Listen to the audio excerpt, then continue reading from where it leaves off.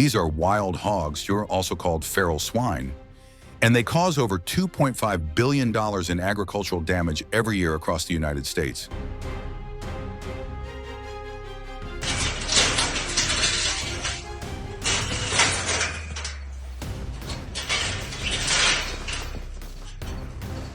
They breed faster than any predator can control them, adapt to almost any terrain, and have no natural enemies big enough to stop them.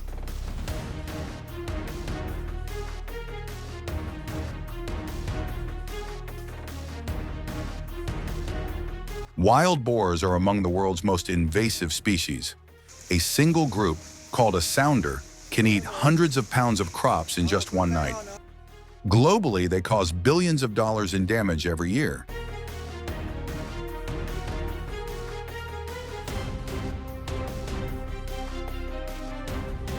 But instead of fighting a losing battle, these farmers had a bold idea: trap the boars, harvest the meat, and transform a crisis into something valuable: food. And this isn't just hunting for sport, this is survival.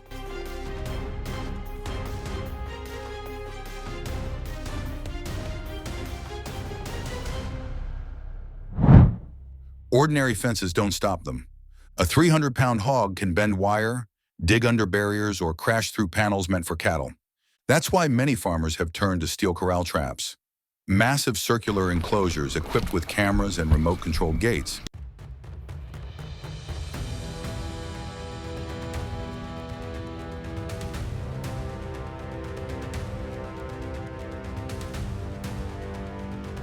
These are not simple cages.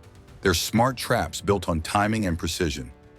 Farmers bait the traps with fermented corn or grain, its sour smell attracting entire herds. Once enough hogs step inside, a single tap on a smartphone closes the gate. No chaos, no bullets, just careful, collective removal.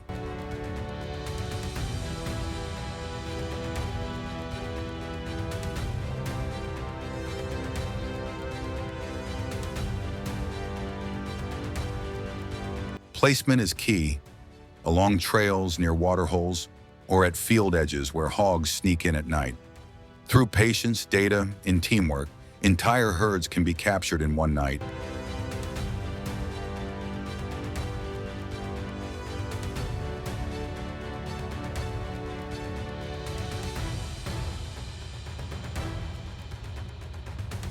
Breaking their breeding cycle and saving entire harvests. Even with traps, some herds remain at large, roaming through brush lands and river valleys.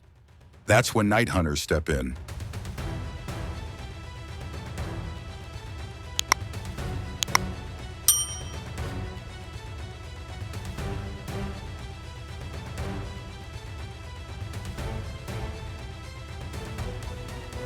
Equipped with thermal scopes and spotlights, they move quietly through the dark. Wild hogs are most active between 8 p.m. and 4 a.m., feeding and traveling in groups called sounders. Texas law allows hunting year-round, not for sport, but for population control.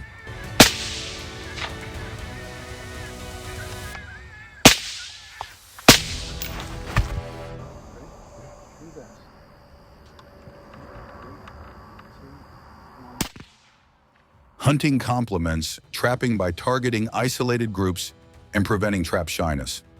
Every hunt is a balance between skill, safety, and responsibility. The goal isn't destruction, it's protection.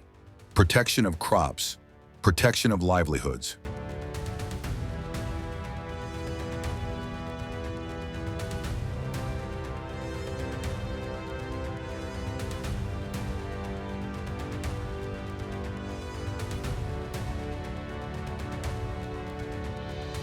Once captured, hogs are loaded into reinforced trailers and transported to licensed facilities. Each step is monitored for welfare. Less stress means better meat.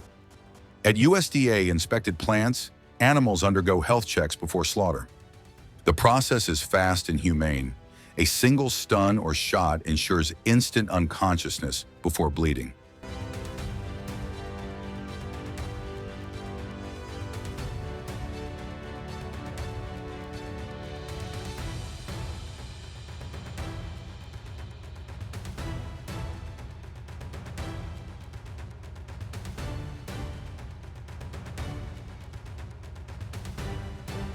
Carcasses are cooled immediately to prevent spoilage.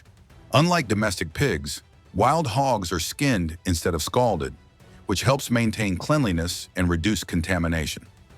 There are fewer than 20 certified facilities in the U.S. that can process wild hogs for food.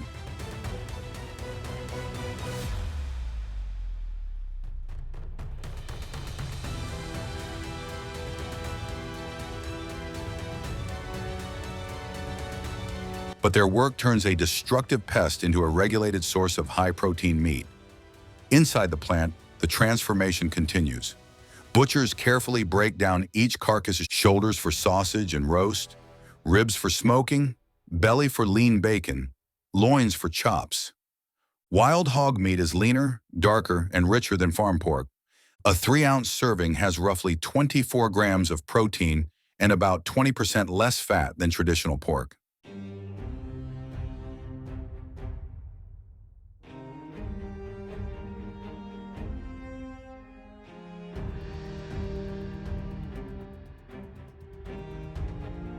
Restaurants market it as feral pork or wild boar, prized for its earthy, game-like flavor. And for farmers, every captured hog means less destruction and more income. A new way to survive in an old fight.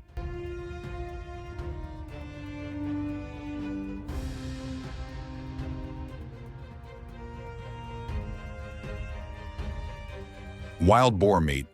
Legal to sell in America, but only under one strict condition. It must be officially inspected and approved before it reaches your plate. Skip this step and it becomes a federal crime. Under the Federal Meat Inspection Act, wild boar is classified as pork, which means it must meet the same safety and hygiene standards as farm-raised pigs. Only meat processed in a USDA or state-inspected facility can be sold to the public.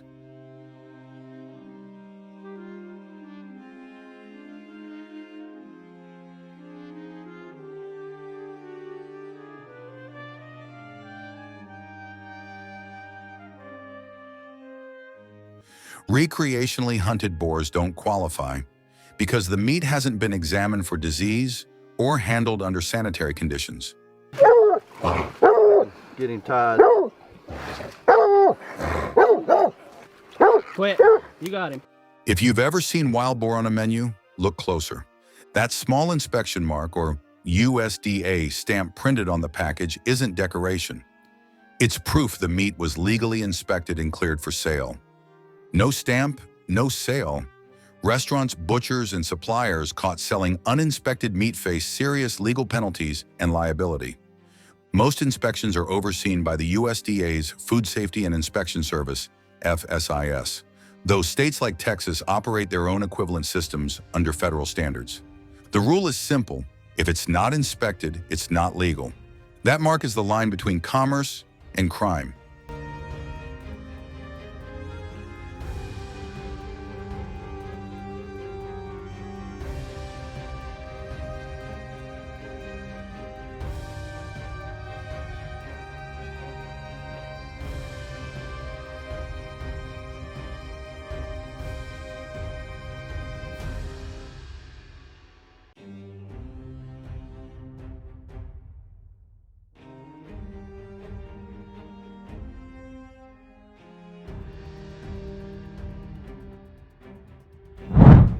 Families had watched helplessly as wild hogs tore through their harvest.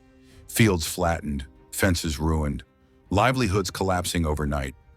But instead of waiting for help, they decided to help themselves. Farmers joined forces, building large steel traps across their fields. Each one baited, each one watched.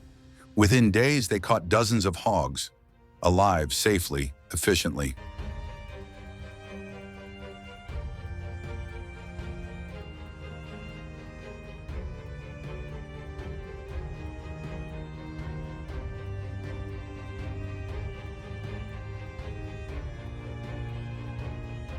Then came the turning point. Instead of wasting the carcasses, they brought the animals home.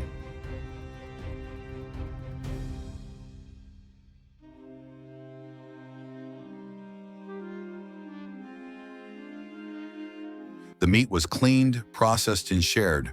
Soon, the town held a massive feast. Families that once feared the hogs were now eating them. Roasted, smoked, stewed, even dried into jerky. The same animals that had destroyed their farms were now feeding them.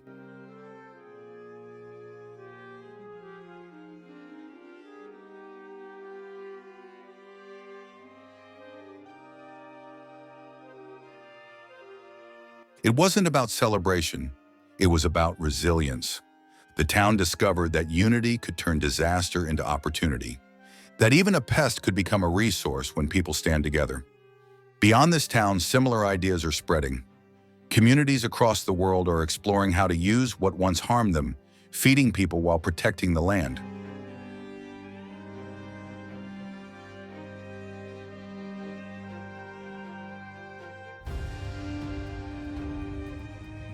This isn't just survival, it's a new kind of farming, built on adaptation, cooperation, and courage. From small towns to major processors, this idea is growing. Across the South, entrepreneurs are building supply chains for wild-caught pork, selling to restaurants and local markets.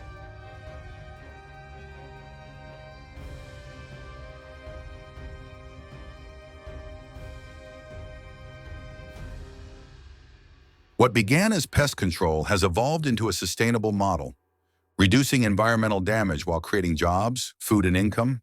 Trappers, butchers, and chefs are part of a new movement that proves something powerful. When humans adapt, even chaos can be harnessed.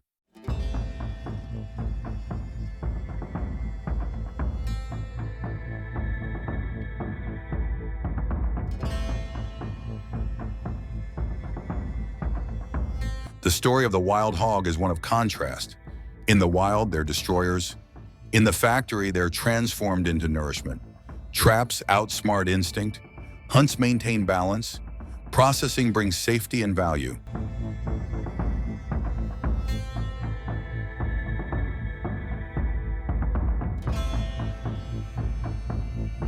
Every captured hog saves thousands in crop losses, and every meal made from one tells a story of survival.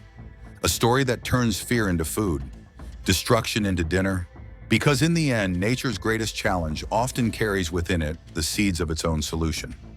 The wild hog invasion isn't over, but the war has changed. From fields to factories, from fear to feast, communities are proving that adaptation beats extinction.